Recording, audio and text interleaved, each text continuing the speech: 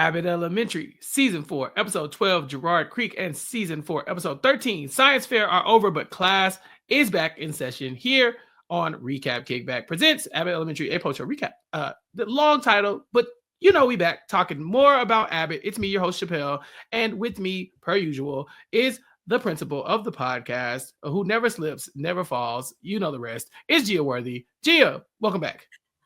Oh, thank you, Chappell. Now, listen, I apologize to everybody for this episode being a little late. I was a bit of a hidden figure recently because I was not feeling well, but we are back.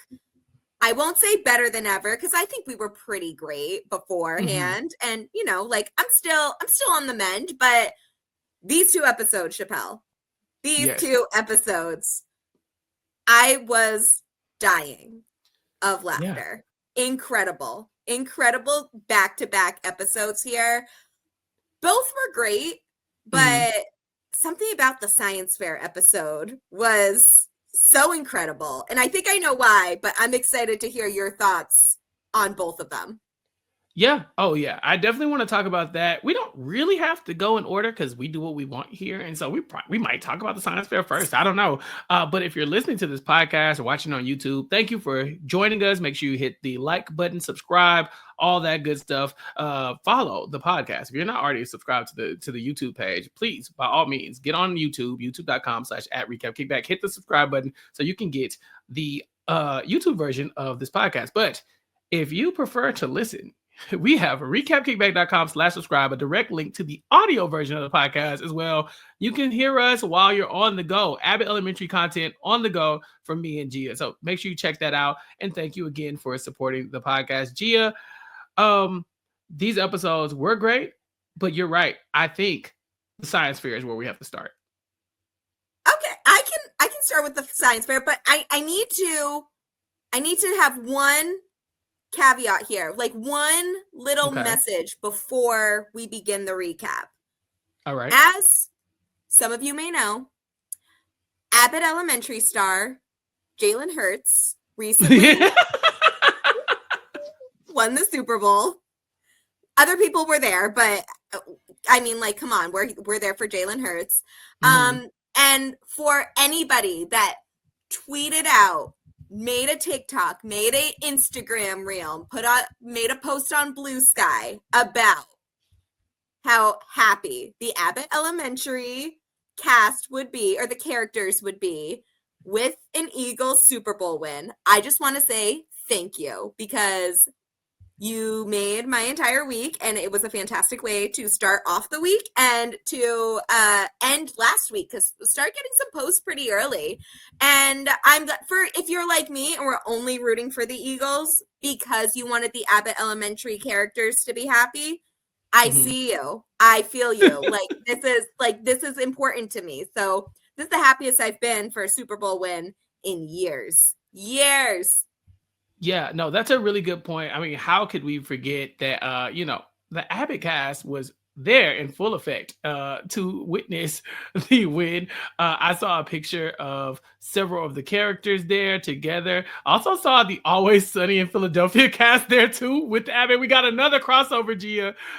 So yeah, everybody's excited. And this just makes me very happy about what could come next season for Abbott Elementary, because if you thought they were crazy now, like now they got a Super Bowl under the belt, they're going to be emboldened to do even crazier things. They need to have an episode about what school is like the day after the Super Bowl win. I will give them a pass for this season, because I'm assuming most of these episodes are already written, recorded. I don't know what else you do, rehearsed, whatever you do to make an episode. I'm sure the whole season is already planned out, but we know they're renewed for season 5. We know they're coming back. Super Bowl win episode. I need to know, like, night of, or you know what? Not even morning of, night of, day after. I want like a cinematic, a 3-part episode here. Like, think like Jimmy Timmy Power Hour throughout. Like, I want it to be an event, okay? And Quinta, I know you listen. Just keep it in mind. Yeah. Gia, check this out. Look at that. It made me so happy. I'm so glad they were able to get over the Greg's gay thing, because I know that was really coming in between Dee and Janine at some point, but it's nice to see people work it out to really celebrate this, what we all care about the most, and that is beating Patrick Mahomes. Go Birds. Yeah, we won. Abbott won, and so we will be back next season, I'm sure, to talk about the Super Bowl a little bit. They gotta at least go to the parade. I think that would be so dope to see them, like Melissa on the float or something like that. That would be incredible. I need to send you a TikTok that I saw about, it was basically someone predicting how the Abbott Elementary and It's Always Sunny cast would react to the Eagles winning the Super Bowl. It's at Hope's Loop Entertainment. I apologize if I spelled that wrong, but I'm sending it to you now. You can watch it after the episode, but if you haven't seen it yet, it's great. And other people have had great content as well. Okay, yeah, maybe I don't know if we can get away with it, but maybe we got to start showing the TikToks, the cool Abbott TikToks here on our podcast, since we do have this video. I feel like we could at least start posting maybe like best tweet or skeet of the week or something like that. Like we start posting some of our favorite. I don't know how we could make the TikToks work on this platform. Maybe that's like an Instagram reel thing in the future that we do. But I think something like that, like we have some very funny fans here. Like Abbott Elementary fandom is elite. I think we got to get tapped in. So let me work on the technical side of what that looks like. I'll make and we'll see what happens. Yeah, we'll put that in our agenda for year 2. Abbott fans, if you didn't know, this is the second year of Recap Kickback. Gia and I have been doing this since the Post Show Recaps days, I guess, technically. And now we are here in year 2 of Recap Kickback. So we're going to try to spice it up. So let us know in the comments what it is that you think we could bring to the Abbott Elementary coverage. We would love to interview some of the cast if possible, but we don't know them in real life. So y'all got to help us. Go find them, add them, let them know that we have this amazing podcast and we want to talk to them and celebrate our favorite show, Abbott Elementary. So yeah, keep that in mind as we move into year 2 of Recap Kickback. And now I think we have to talk about Mr. Morton. I've been holding this in for days. Yeah, because Mr. Morton got on my damn nerves on this episode. I am sick of this man. I understand. I get it, Jacob. I understand. Like, I've always thought Jacob was on the right side of history, but like this episode really kind of nails home why Mr. Morton is insufferable. I love this episode so much. And let me be clear, the kids were the stars. Yes. And I think there are a couple students in there that I think make very strong honorable mentions, but I think we know who the top kid of this episode is. I'm ready to take a bullet for little Courtney, okay? So, yes. Like, y'all call it what it is. Like, she's still a child, but she's grown. Like, Courtney, you were this big the last time I saw you. They grow up so fast, Gia. What are we doing raising kids at this age? You know, I am really not, like, between Courtney, Chad, there are a couple other kids that names escape me right now. I need to make a list next time. But we have seen them when they were, like, just little petite. To me, they looked like toddlers. I know that's not how old they are. I think they're probably like 8 or 9 or something. You know, yeah. Short kid age. But now they are, honestly, they're probably taller than me at this point. I see some of them towering over Janine. I know what she's about. So, now they're like 7th grade, 8th grade, like they're getting older. I'm like, I'm not ready for these kids These are the younger kids when we first started this series all the way back in season 1. And now obviously we know that these kids are going to get older, but now I'm seeing it. I'm like, what happened to my babies? Yes. Oh, speaking of, I don't know this kid's name and I'm going to have to look into like the IMDb or something to figure him out. But he's the little boy who had, who poured the colored water into his flowers to change the color of them. I remember when that little baby clogged the toilets. Remember when he's like, I went to the restroom, like that moment. This boy is doing whole science projects. It's like, we was just helping you go to the restroom last season. Why are these kids growing up so fast? He's the one. Watch him. He's going to be the one that we follow throughout the entire thing of Abbott, because now I'm just not ready to watch. He's going to leave he's going to graduate, leave the nest. What are we doing? I'm not ready for all these kids to go. How do teachers do this every year? As a former teacher, I work at a college, so yeah. My students, well, to me, they are still children, and this is not a surprise to them. I tell them this regularly. Like, they are fully adults, so, like, they're not growing much in between these years, but how do teachers that have, like, young kids do this on a regular basis? I will never understand. Yeah, I get them when they're fully formed too. My specialty is the seniors in high school. They come to me and they already think they know everything. They're already grown. You really can't tell them nothing, but it's your job to try to like hammer in some wisdom. But I never saw them when they were little, so I don't have like any reference point for them. Now, the jarring thing is like 5-6 years after they graduate from high school, when they're like, "Oh, I just got my first job working at NASA," and they're like, "So what are you doing?" I'm like, "Still teaching, you know."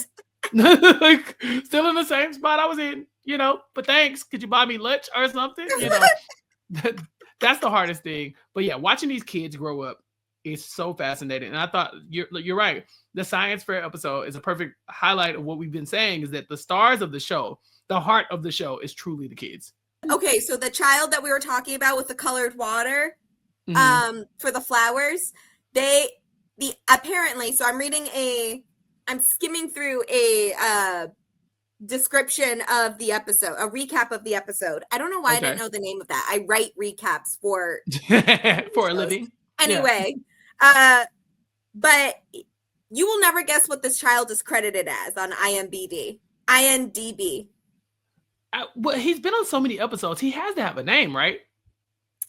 This child is credited as Abbott's tiniest kid. Oh, literally, hold on. I don't know if you can see it, but yeah. I can see it. Yeah. Abbott's tiniest kid. Abbott tiniest kid. That is what the cutie pie is credited as on IMDb. They know what they're doing. Honestly, they're not wrong. Like this, that baby is getting older and older, and we're still like, but he's the tiniest one. Like, he will be about 5 foot probably next season. He'll probably be in like the 4th grade in real life, and I'm like, oh, look at the little baby. Yes. Yeah, that's incredible. One day he's gonna have a growth spurt, and I'm gonna cry. Yeah, like this is my own child's. Yes. Yeah. So you're right. The kids here are the standouts. Yeah. Mr. Borden was getting on my nerves, but the kids had to take over, Gia, to make sure that this science fair didn't go completely off the rails. Oh, yeah, because everyone is playing a part, and I would argue to say probably for the worst of the experience of the kids here, because I loved this cold open here or I don't know if it was technically the cold open or the very beginning of the episode, where we see Morton. He is asking for teachers to volunteer for the science fair, right? And immediately for volunteers, Melissa and Janine stick out, because Melissa knows the deal. It is way better to be a science fair volunteer than to be stuck as a judge with Morton. She already knows the deal. And then, of course, because it's what else could possibly happen here, Jacob gets selected as one of the co-judges with Morton. And to the shock of Barbara, she's also selected as a judge here. And we learn that while Jacob had about like his name in about 3 times because other people wrote in his name, Jacob wrote in Barbara's name for a little retribution, I think. That's real. Because they set Jacob up. They really did. You're supposed to be putting your name in a hat. They did extra. Why didn't Morton just write the names down himself? Like, I don't think they knew that everyone was going to conspire against Jacob. Like, Morton's not tapped in. He hates Jacob, but I don't know if he knows that everybody was willing to like. The joke is that he hates Jacob. Jacob hates him. So it will be just that much funnier if he does. But I don't even know if Morton hates Jacob or if Jacob just hates Morton because everybody else hates Morton too. No, I think originally, so this is when I loved the Morton-Jacob rivalry, was when at the end of Morton's first episode that we ever got, which was like the egg drop episode, he says at the very, very end, like the credits are rolling, he says, Jacob Hill, yeah, can't stand him, right? Like, he hates this man too. That's when I loved it the most. Now it's more like everyone's punching down on Morton, and believe me, Morton is the worst, but I think there's still hope for him to make some positive changes. It will take some time, but the end of this episode gave me a little hope here. Yeah, by the end of this episode, he had two new best friends in Jacob and Barbara. And so how far they've come from, getting planted into this role and set up by all the rest of the teachers to being the closest people to Mr. Morton in the world, probably. Because it seems like both of his ex-wives don't like him. And he has pushed everybody else away to the point where they're suggesting, like, maybe do something different next time. Like, you're a scientist. You've done this experiment multiple times. You are the control in this situation. Maybe you're the problem. Because he is so bad that I was actually getting annoyed with Jacob and Barbara in this episode. His ick was rubbing off on them a little bit. I know, they were being very snooty here, and I did not like it. And I was really looking forward to Barbara judging on glitz and glam, and right. I just don't believe Morton has that kind of power to really kill that intuition from Barbara. Like, you can't tell me that Barbara wouldn't have loved a purple sparkly volcano. Yeah, Mr. Morton's logic was it was sound, right? He's saying this is science and science is rules and people need to understand how science works. It is very rigid. Like when something is something, it's just that. And that's what he was pretty much trying to get past them. And he's like, so you were rewarding the kids for putting googly eyes on a potato and jelly beans on a volcano. It's really losing the point of science. I'm supposed to be teaching them how things work, why things happen, and y'all are too busy talking about glitz and glamour. And so I think in his own way, he was like, you stepped into my realm, let me show you how things work. And Barbara and Jacob, respectfully, they put up a good fight, but respectfully, they got in line. They decided, all right, we are going to lend ourselves to the scientific method. And very quickly we saw that they were transforming into little Morton clones. It was like American Idol, but like everybody was Simon Cowell. Yep. And I genuinely did not like, Jacob, I don't even know you anymore. Right. It was uncomfortable. Like, what do you know? And I get, and listen, I am not siding with Morton on here. Let's make that clear before people are like, Gia's a Morton fan. Fake news. Don't do that to me. Cut it out. I get what he was trying to do. He wants to teach students how the world of science works.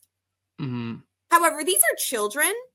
And I want to reiterate the fact that these are children, like ages kindergarten to what do they go? 8th grade? 8th grade. 8th grade. So like the oldest of your kids are probably like 14.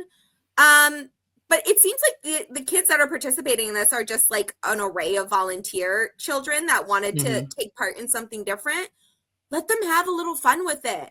These are children. These are not students pursuing their PhDs. As they get older and pursue and decide they to have a love of science, then they will know that they can't put googly eyes on a potato for their science experiment. So it depends. So I think it's like Morton, you need to read the room. Yeah, for sure. We have several projects that we have to highlight, including, I think one that's very important. We meet Tyree. He's a kid who is trying to do a water filtration system for a project. I mean, there's no reason for him to really feel that strongly about this, except for the water at Abbott is disgusting.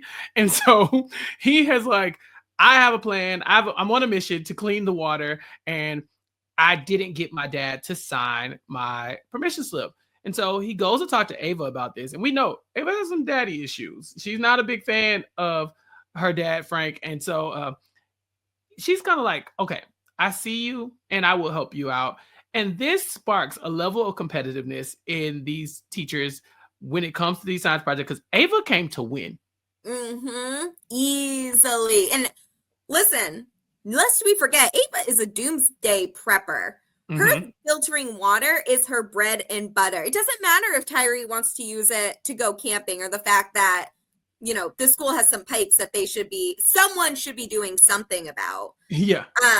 But this is Ava's bread and butter. Not only is she down for some doomsday prepping, she's also down for some winning. So, yeah, 2 + 2 = 4. Ava's the now in the science fair. Yeah, and she's here to not only win, but also to shame the other teachers. Melissa asked her, like, "What, Ava? You think you're better than me?" And Ava's like, "Yeah, absolutely. Yes. Did you miss that?" She That's also kind of her whole thing. Yeah, like get into it, Melissa. Now, the funniest thing to me about this episode, Ava versus Janine is hilarious. It always has been. It always will be. But when she like, what does Janine even know about science? It took me back to the early days where Janine was legit. Like, I was like, this lady's a teacher and she has no clue how science works at all. That egg drop episode did wonders for my psyche. Just incredible work all around. But, you know, I mean, Ava's kind of right. I'm sorry. Yeah. Like, I don't want to punch down on Janine. I know that's Ava's thing, but she's got a point here.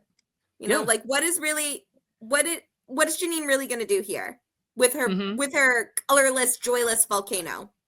Well, she says, like, oh, I think a volcano is cool. Like, what's cooler than a volcano? And they was like, what do you know about being cool? I was like, Janine, you're walking into the punches at this point. Dodge. You're beyond help here, Janine. I'm so sorry. Like, even your student mentee, I don't know what else to call her at this point, or like what her role is. Even she has no faith in this project at this point. She was never in on the Janine of it all. She was rolling her eyes a moment. Janine's like, oh, volcano? Sounds like a blast. She's like, all right, girl. Like, all right. Like, you know. Not that great. Calm down. So many honorable mentions here for these kids, because I wanted to give her a shout out for sure. Her and her jelly bean volcano, like that. This was an inspired pick, and she was just, I mean, the acting of these little kids. I really hope that they are able to springboard into some bigger roles, because are these child actors or are these just kids at a school? I'm pretty sure these are child actors. Like, they shoot this on a set. They aren't like going, I mean, I assume there is some school involved on these sets, but like they are not at an actual school. They're not like learning lessons in between, as far as I know. It's not the documentary that it's painted itself to be for me. Like, listen, in my mind, they have pulled up the cameras at a school and they just let the kids act normal and they feed them lines, and then you know, they probably pay their parents a stipend at the end of the day. Like, that's how I read this. And they genuinely, like, this is genuinely how kids act in this environment. Like, these kids are clowns, but so are children in real life. So this is, again, perfect acting here. I still think about that little kid that said, where Jeannie said, hi, and he said, bet you are. Yeah. It's an Emmy. He should have gotten an Emmy on the spot for that. So, yeah, these kids are great. They all have some incredible moments. One day we'll be able to do a Brant Steele with the Abbott Elementary kids. Yes. Listen, writing that down. Was the tiniest kid in Abbott the one who asked Barbara if she was drunk? He was like, "Is that Tanqueray?" What did he ask her if she was drinking from her cup? I think it was him. We got to look into that. We're making a list of all the things we got to go back and find out now for our new Abbott lore, because we got to keep up with these children. I know. Listen, now I realize that I don't know what I expected. I don't know what I expected from this show when it first started. I knew that in retrospect, there were going to be children on the show, and those children were going to get older as the seasons go on. I did not expect to have this level of lore knowledge on these children's arcs throughout. Like, why am I so invested in the father-son-esque relationship of Mr. Morton? I mean, not Mr. Morton, Mr. Johnson and Chad. I don't know, but there are episodes, multiple episode arc that explains it to me. It's same with Courtney growing up to be a little Ava, despite the fact she doesn't want to be a little Ava. She wants to be a little Courtney. But she's definitely a little Ava. Okay, she is a little very clear. Ava, absolutely. Stop fighting it. With a smidge of like a little Miss Chimenti. I don't think either of them would claim that, but I see it. I see the vision. Yeah, Courtney's project, we don't really know much about because it's a social experiment and she's following the people around. She's taking notes, she's jotting it down. By the end, she will reveal that she's watching the teachers and kind of monitoring their competitiveness in relationship to power dynamics. And she has to call out everybody and say, like, hey, as I expected, adults cannot handle competition. And it's very clear that she's kind of right. When these teachers let loose, they were sniping each other. They were talking trash. They were talking trash about each other so much that they were actually talking trash about the kids. Like, it was like the kids' projects weren't good enough. And so by proxy, you can catch these hands too. Like everybody could get it. Everyone was talking noise. Courtney has some amazing notes, and I would love to read them. Publish the entire report. We need to see everything. Like, I want to release the report. Release the list. Yes, send us the documents, Courtney. I know there's a PowerPoint lurking around somewhere. There's got to be, because everybody was in on it. Even Dia was in on it. Dia, girl, what are you doing helping? Get out of here. You're already on strike 2.5, and we haven't even talked about how you got there.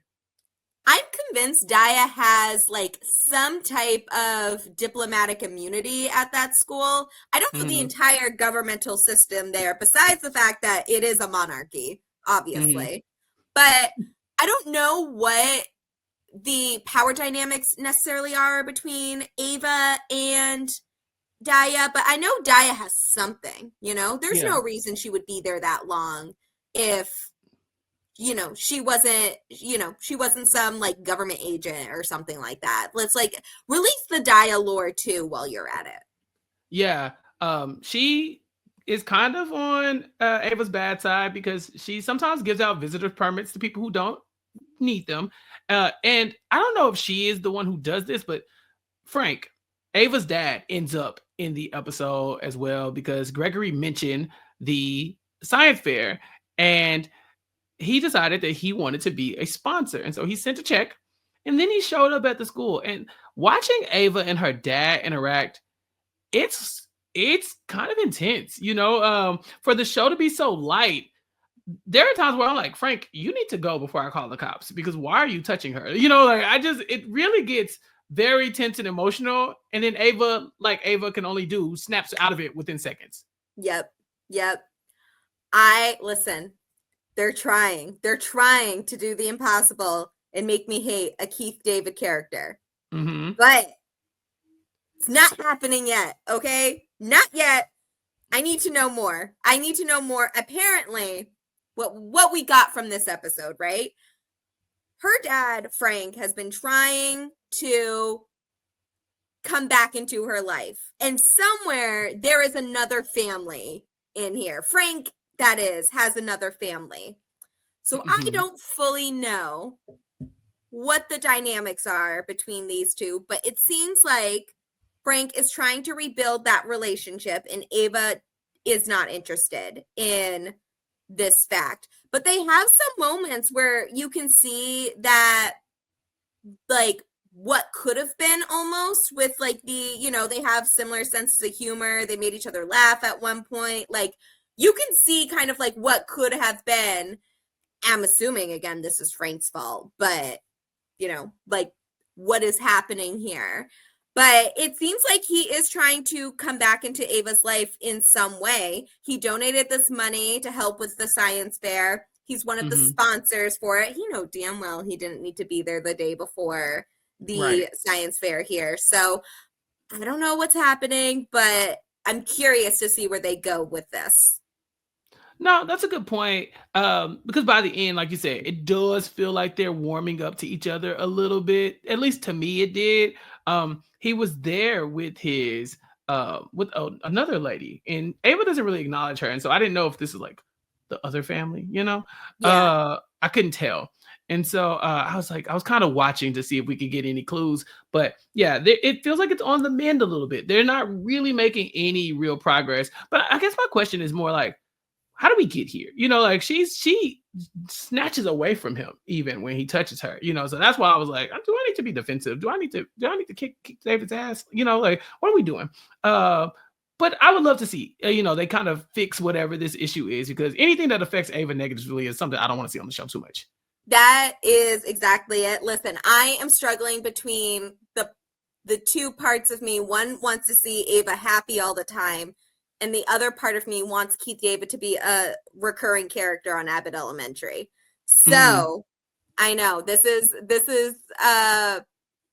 a really difficult crossroads for me, but I think we're gonna have to be Team Ava in this situation and hope that Keith David can redeem himself so that we can get him as a recurring character after this season. Yeah, this was largely facilitated in a way by Gregory, who it doesn't look like he has a real interest in hooking Ava up with her dad, but this was his fault. He mentioned it at the barbershop, and now Frank is in their lives. So what do you think about Gregory kind of being the catalyst to this relationship coming back together? This is what happens when men talk to each other. We just need to stop it. We need to stop it in its tracks. Listen, no deadbeat daddy's getting second chances on my watch without Ava's approval. However, yeah, I don't think Gregory was intending for it to like spiral into like Frank welcoming himself into the school to make sure that Ava got his money.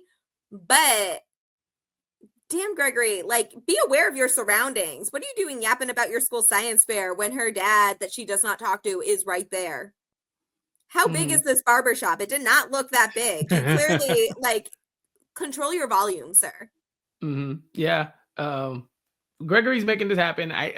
Maybe it's the Janine rubbing off on him, because Janine just has the urge to fix stuff. Maybe even when they had their little moment and Ava's doing the fake crying bit here, that Janine was even saying it looks like he's like trying to, and maybe part of this is because Frank is putting a lot more effort into this than I think Janine's mom did in the episode that we saw her return for an episode. But like, I don't know. I think it could be a little bit of Janine rubbing off on Gregory. We know that those two head ass couples, they can be like that.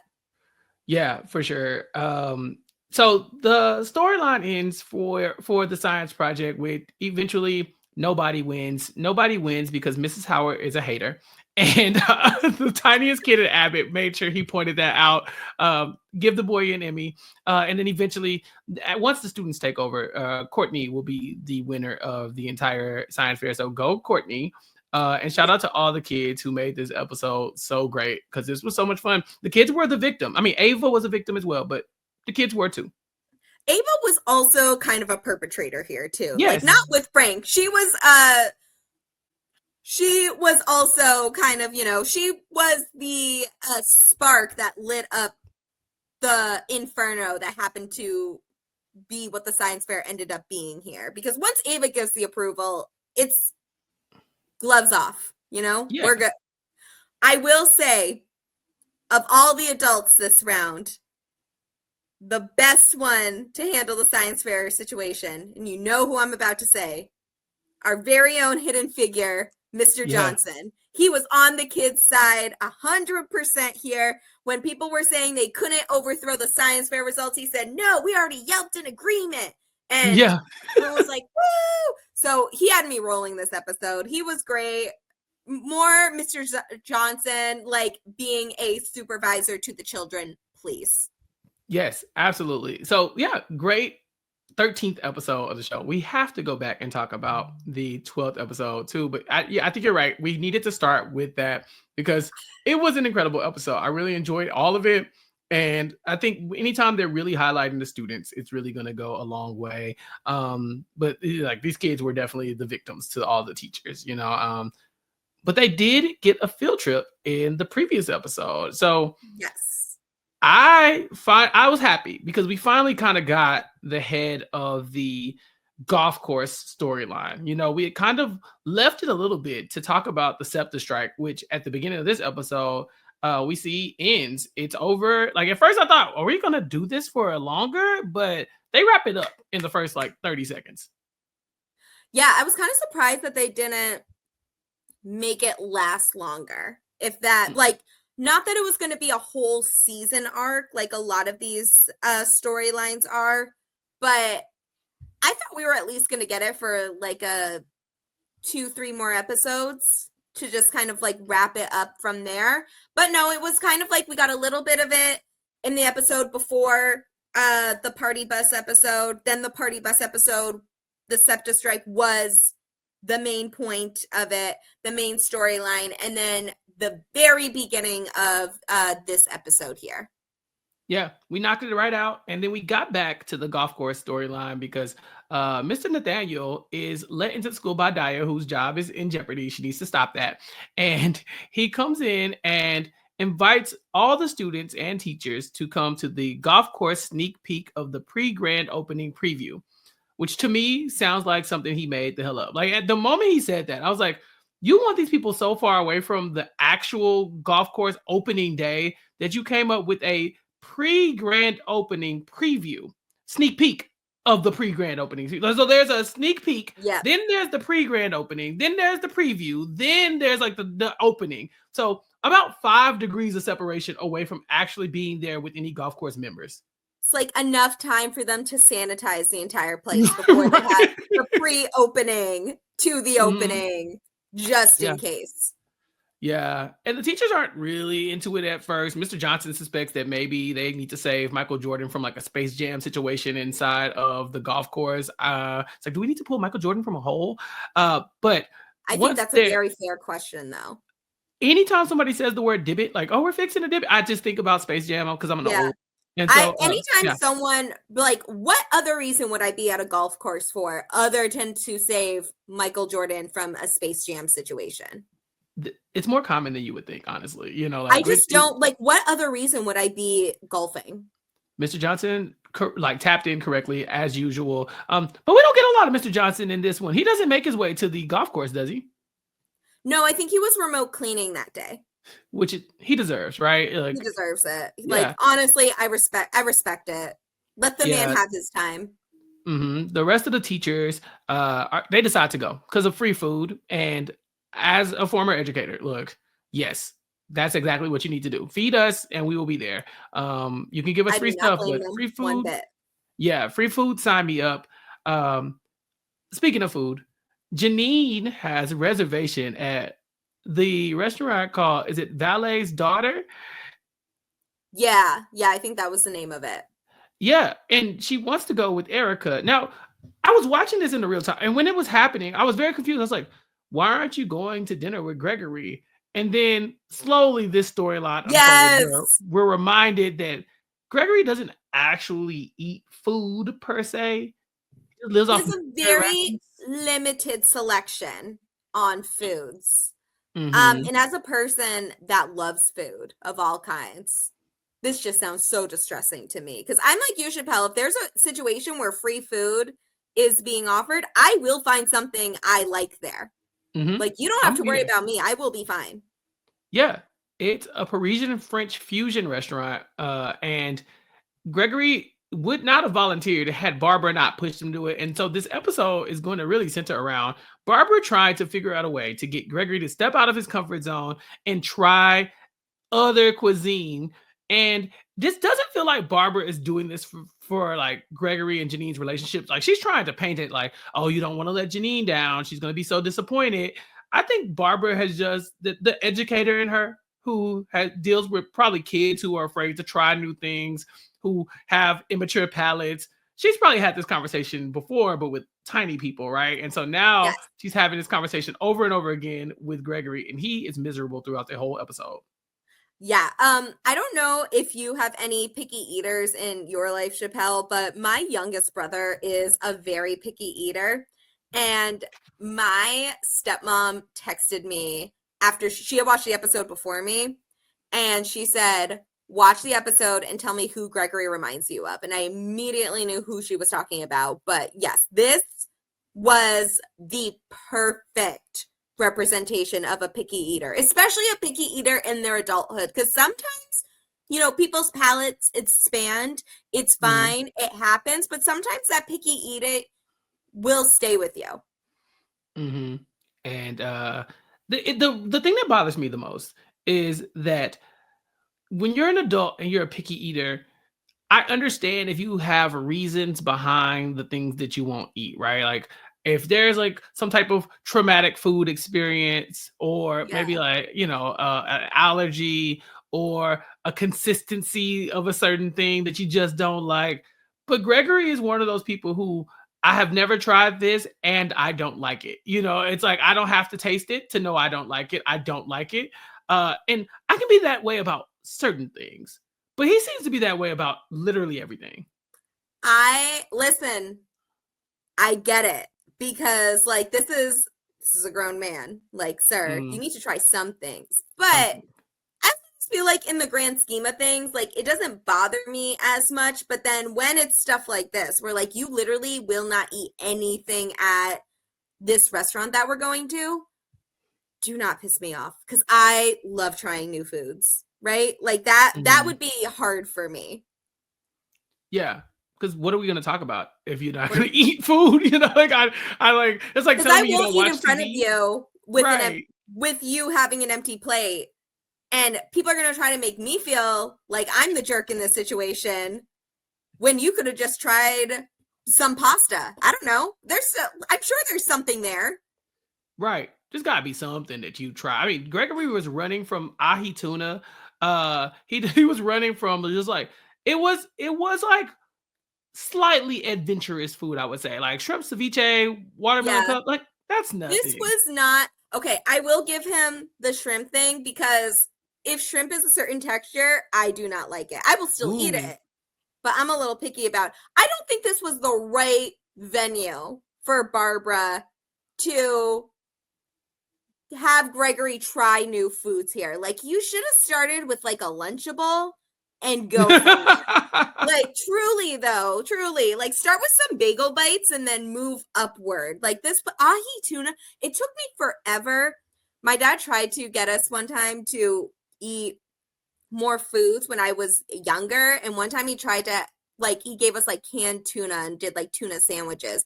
I hated it. I hated the smell. I hated the texture. So it took me forever to try ahi tuna as a full adult. And now I like it, but I'll never forget that. I was like 8 then, and I'm 30 now, and I will still tell my parents, remember when you tried to make me eat something and it was terrible, and then I learned how to like foods on my own? Yeah, I remember. Never forget. Never forget. This, like you pointed out, this place, this country club, golf course or whatever, they have this very nice food. They've invited the students here, and everybody's pretty wowed by the amount of like the opulence of this place, right? It's very nice. They got a lot of money, you can tell. It was built on the land of the Lenape people, and that sucks because of course we're not gonna. Yeah, of course it was, right? He was like, I hope they're doing well. It's like, how are they doing well if you're on their land? That is the most foul response you can possibly. I did not think there was such thing as an out-of-pocket land acknowledgement, and they did it here. Out of pocket. Yeah. What is wrong with this man? I think I hate this man more than Morton. I feel like there's redemption for Morton along the way. There is no redemption for this man. This Mr. Nathaniel is hilarious. I was like, this man he is so good in this role. I know. Because like if I see his actor on the street, I might try to fight him. That's true. Yeah. That's a good point. That's how good of an actor he is. At this country club, they have the Alba White Truffle, which is obviously a mushroom, but it's $4,000 a pound. Of course, Ava knows that off the rip. Melissa is very impressed, and we don't get this pairing often, Gia. This is my favorite storyline of the episode. This is it. This is the one. Arguably, I would say Abbott's 2 most intelligent beings, besides Mr. Johnson, obviously, who was not there because Melissa hates what she can't have. We knew that. But these are 2 of our smartest characters here doing something they both love, which is crime. Yeah. Why do we not get this more often?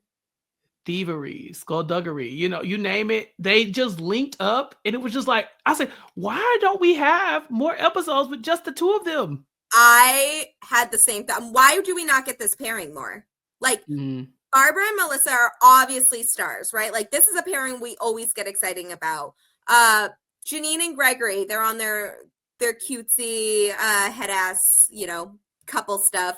Jacob and Gregory, hilarious. Jacob and Morton, even more hilarious. Why don't we get more Ava and Melissa? This pairing just feels so perfect to me. Feels so right. Like when we do the It's Always Sunny crossover, those are the two, and Mr. Johnson, the three that I really need to see. The big three. The big three. I need to see them all interact more on the Always Sunny side. Like I need to see them in Patty's Pub is what I really need to see. Like they gotta bust up in there for a reason. Like we just gotta just please give me that. Like I started watching It's Always Sunny, Gia, just to kind of like get familiar. Oh my god. Yeah, the early days were rough. Okay, it was the ghetto over there. It's still ghetto. These people have not evolved. Now they have Frank. Frank was I forgot when I was originally watching the show. Frank is not in the first season. Yeah, he shows up at the end. Yeah, okay, yeah, you're right. And then he comes back. He's becomes the last member of the gang in season 2, which perfect decision. No, absolutely no notes on that. But they, like, every time you think they can't get any lower, they get a shovel and dig. It is truly an art form of like, now you see part of the reason why I was so confused about how they were going to make this crossover work. Yeah. And now I know that I need Ava, Melissa, and Mr. Johnson all really intricate to whatever that storyline was going to be. Like I need them in it. Because this was hilarious. They are going to, Melissa and Ava are going to try to steal a few of these truffles. $4,000 a pound is wild, and they're passing them out to children who are not eating them. Okay, they're just like, they're basically there for decoration until the real members of the golf course start showing up, the real clients. And so yes, if they got money like that, they won't miss a few pounds. And so we need a distraction. Ava's distraction, Gia.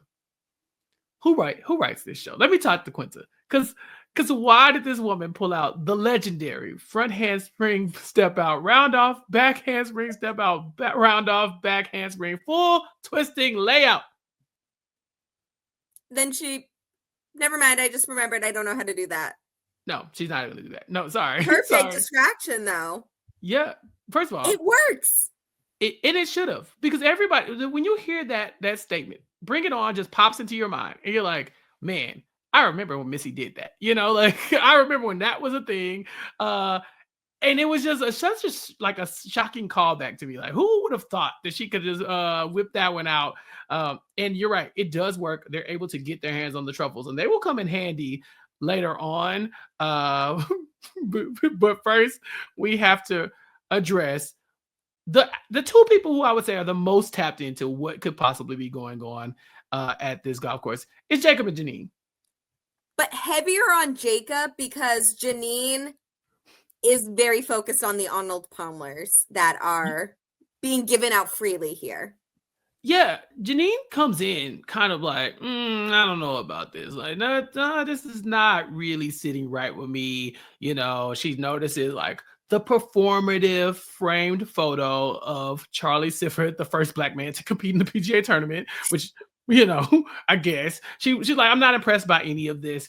But after the Arnold Palmers start to hit the scene, I think she's up to maybe 13 or 14 by the time she decides to start wearing the merch, the performance fleece at the country club. So she's all in. Yep. She slowly but surely gets reeled into the glitz and glam of the golf course. I think that's the second time I've said that this episode. Glitz and glam is a big factor in these two episodes here. Gold star for the glitz and glam. She loves the glitz and glam. She does catch on that she sees Mr. Nathaniel over there interviewing one of the students, and it's very clear that he's trying to get the student to be like, hi, I'm a Black kid and I support this country club. Like, that's very much the energy that it's giving us. And that's a problem, because Mr. Nathaniel, you said you were doing us a nice thing. You said you were thanking us for being cooperative with the golf course and all that good stuff. But it really starting to feel like you're exploiting these children for personal gain. And as the teachers, at least we know Jacob won't stand for this. Yeah, Jacob is kind of over. He's been suspicious about the golf course for a while. And he is not as swayed by the Arnold Palmer's. I cannot talk.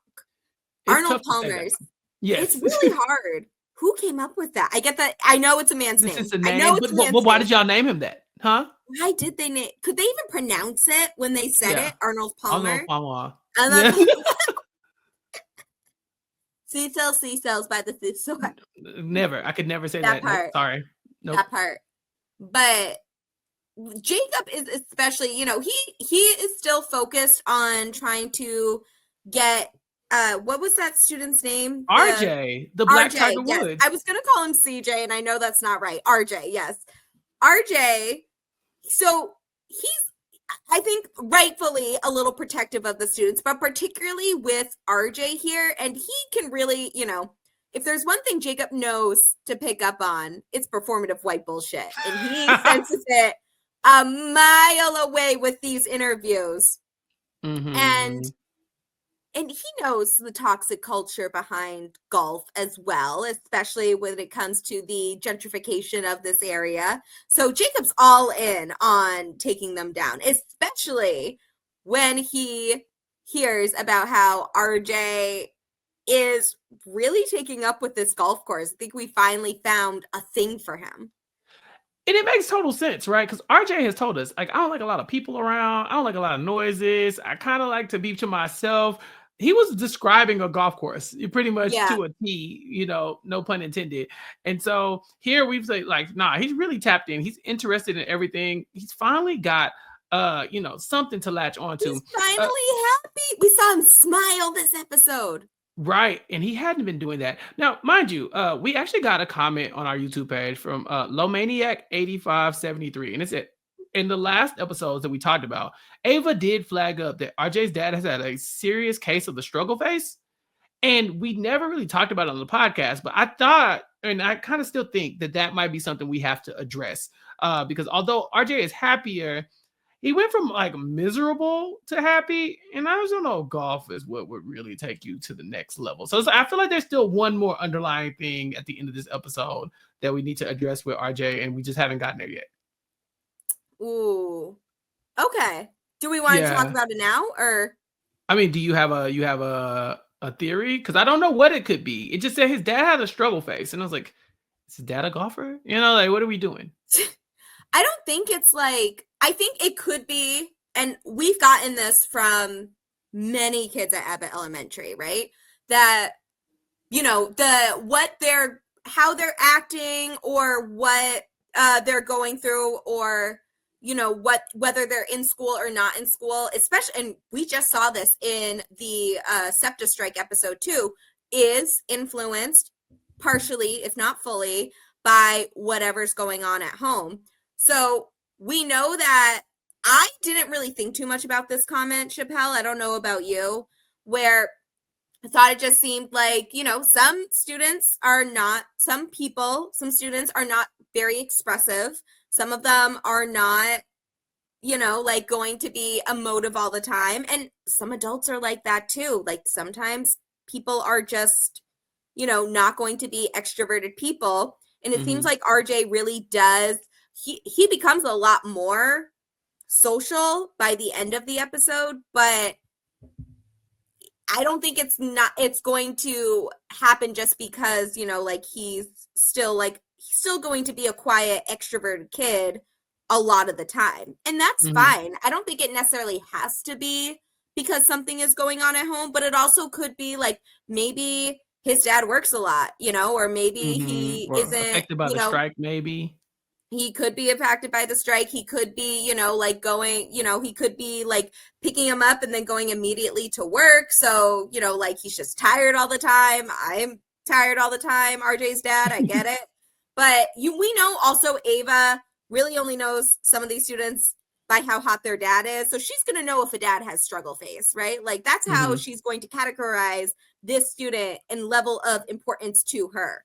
So I don't know if that comment is going to lead to something bigger, if that makes sense. At least that was not how I interpreted it, but I could totally be wrong as we get further into this season or in another future episode. Yeah, I want to track it. Because had we not tied up the RJ storyline here in this episode, I would be like, yeah, let's let it go. But we tied it up so fast. I'm kind of like, is this over? Because we see that RJ really loves the golf course. We catch a few what I would call microaggressions, because one day RJ could even be a caddy. I want, again, when you see a child that is not excited about anything finally get excited or something, and that man replies, "You could be a caddy one day," I want to fight him.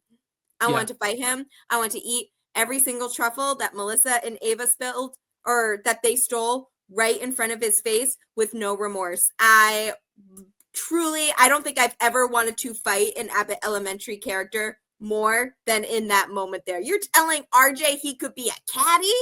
A caddy? He's so excited about this golf course. So excited. He finally found something that he's passionate about. Act a little excited. Damn. No. Mr. Nathaniel's this is a business trip for him. He's trying to get all these minority kids in the photo. Poor Charlie. He just pushes them all to the back. All right, white kid, get behind these black kids and this 3-legged dog that we're gonna use in post on Instagram with the hashtag Black Lives Matter, amongst others, in order to get sympathy. Charity Day or Charity Night. Oh, Charity Day. Yeah. I want to fight him. This really pisses off Ava. Yeah, this really pisses off Ava. She doesn't like being called a charity case. And so Jacob says, all right, Mr. Nathaniel's acting like he wants to give back to the community. Let's hold him to it, right? If you're going to exploit us, then we too will gain something from this. And so they go and they demand a free golf program at Girard Creek for Abbott Elementary students. Initially, Mr. Nathaniel is not moved, but but Gregory shows up. And in the background of all of this happening, Barbara has tricked Gregory into eating pasta laced with white truffles, and he likes it. And he kind of appreciated the experience of Barbara introducing him to a new food. And so he's ready to hold these $4,000 truffles hostage and eat them directly in this man's face until he gives them what they want.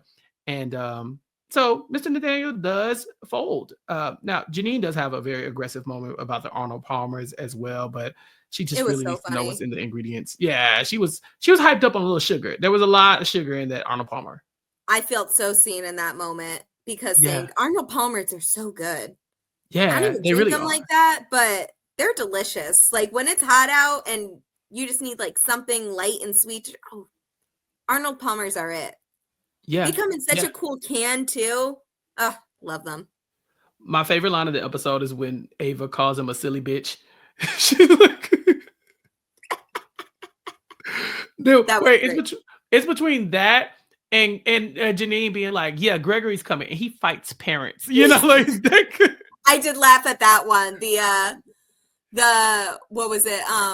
Oh yeah, because throwback to the fight or a few episodes ago. Incredible work done by the entire cast.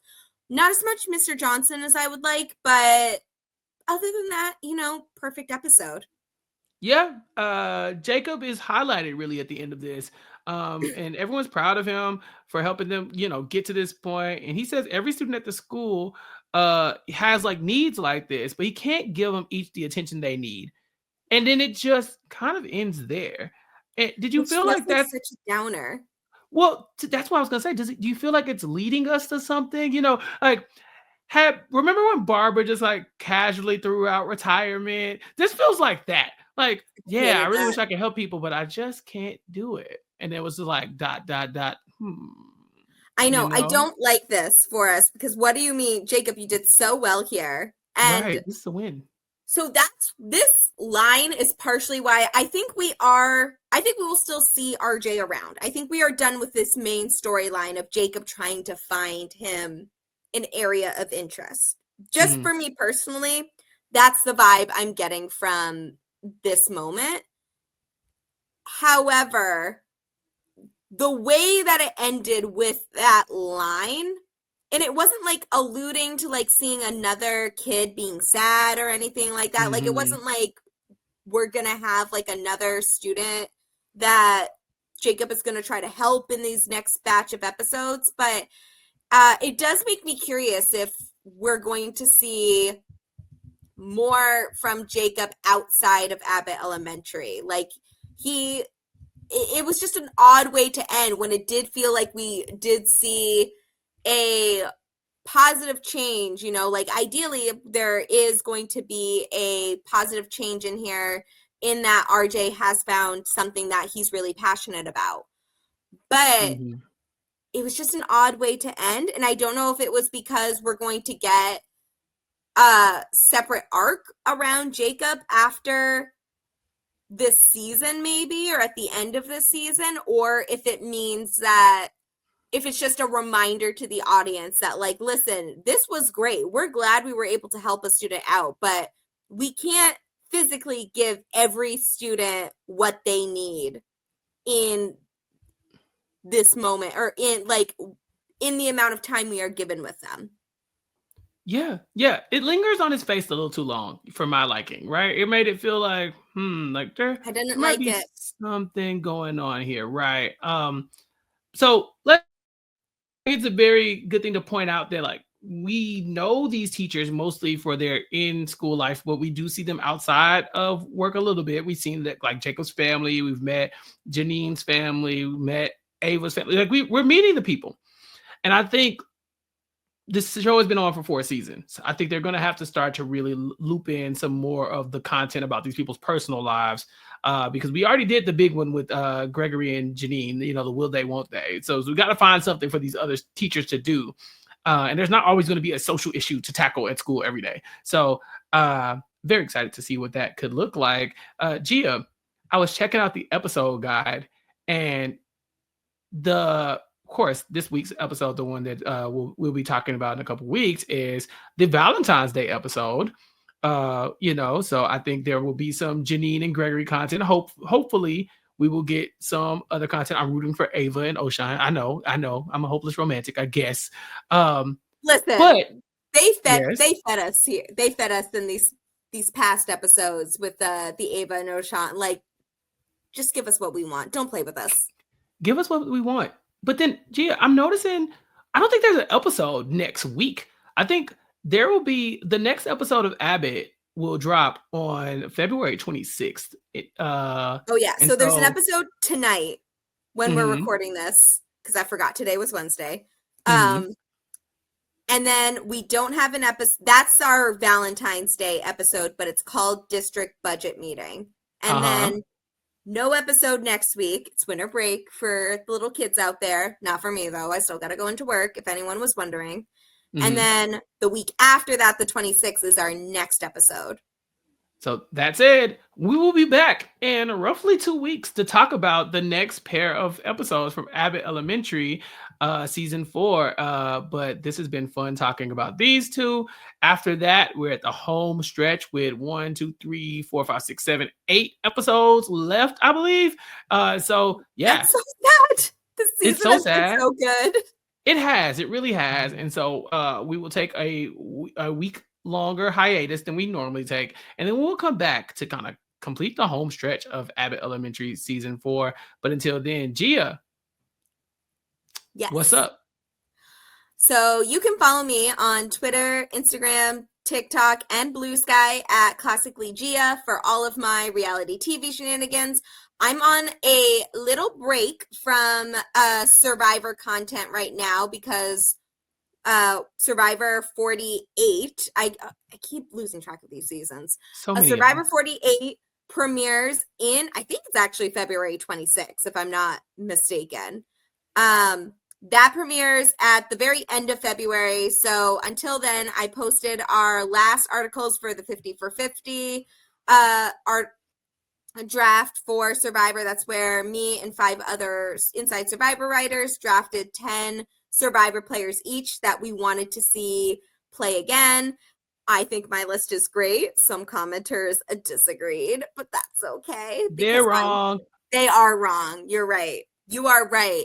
I need the Fiji final 3 back expeditiously.